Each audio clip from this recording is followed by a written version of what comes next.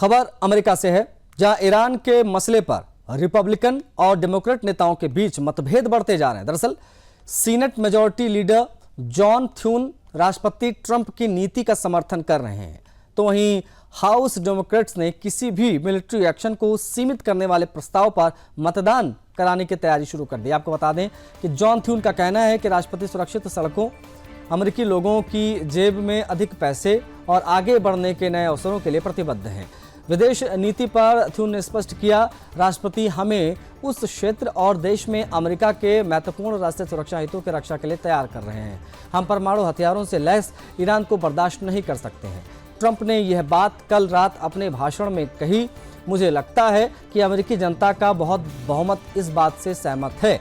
उन्होंने ये भी कहा कि अमेरिका के वहाँ जरूरी हित हैं और राष्ट्रपति शक्ति के माध्यम से शांति की नीति अपना रहे हैं, ये सुनिश्चित करते हुए कि ज़रूरत पड़ने पर अमेरिका के पास सही समय पर स्थान पर संसाधन उपलब्ध हों।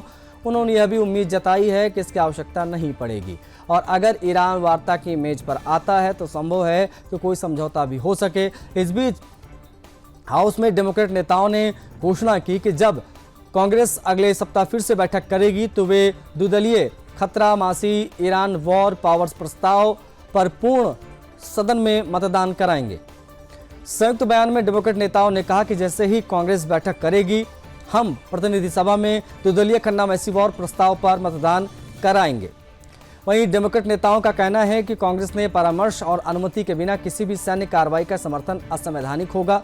बता दें कि अगले सप्ताह इस सदस्य को ये दर्ज कराना का अवसर मिलेगा कि वे कांग्रेस की मंजूरी के बिना ईरान के खिलाफ सैन्य कार्रवाई का समर्थन करते हैं या नहीं करते हैं, जबकि अमेरिकी और ईरानी अधिकारी जिनेवा में वार्ता भी कर रहे थे। लेकिन शूमर ने कहा है कि प्रशासन को अमेरिकी जनता को स्पष्ट रूप से बताना चाहिए कि ईरान में उसका लक्ष्य क्या है। ईरान का सामना करने और उसकी परमाणु महत्वाकांक्षाओं को रोकने की रणनीति स्पष्टता और पारदर्शिता जरूरी है। इस बीच सीनेटर जोकी रोसेन और डैब मैककॉमिक ने इंटरनेट ब्लैकआउट और विरोध प्रदर्शनों पर कार्रवाई के बाद तेहरान पर दबाव बढ़ने के लिए by partition Iran human rights, internet freedom और अकाउंटेबिलिटी एक्ट पेश किया। बताते चलें कि रोसेन ने कहा है कि ईरान के लोगों को एक दबाने वाले शासन के तहत रहने के लिए मजबूर किया जा रहा है। सेंसरशिप, इंटरनेट ब्लैकआउट का इस्तेमाल कर उनके प्रयासों को कमजोर किया है।